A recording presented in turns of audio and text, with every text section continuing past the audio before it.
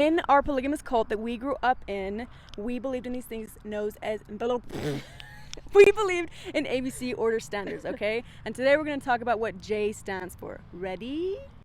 J is for janitor. I would rather be a janitor in the house of the Lord than a king in any other kingdom. See how we still memorize that 10 plus years later?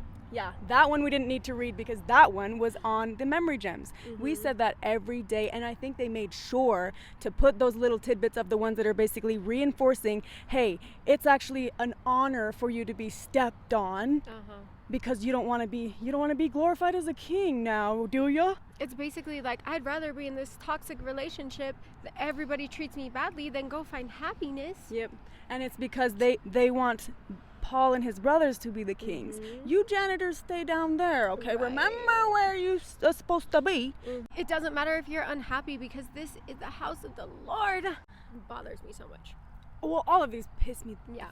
off, but we wanted to say that J should stand for jealousy and judgment. And let us know if you guys think of anything more fitting. Judgmental. Because yeah, first of all, jealousy, right? You were told not to be a jealous wife. Yeah. You can't be jealous. You have to be happy no matter what. But jealousy is everywhere. And here's the thing. The women aren't allowed to, but the men sure are.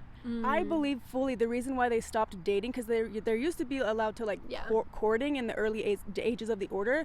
But I believe that the leadership started to be like, hey, that's my future wife, especially because remember how we talked about imprinting on little girls? Right.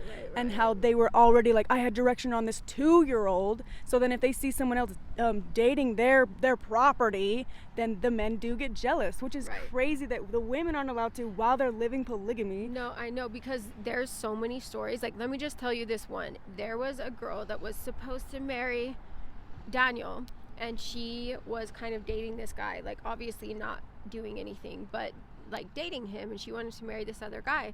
And this guy got struck by lightning apparently, and they said, oh, it's because you weren't doing what was right and you were supposed to marry Daniel and blah blah blah blah. So they just didn't want to have to do that, where it's like, I need to convince her to get away from this dude if she never has anything to do with him. That is so like, so your dating is the 2-minute dances. Yep.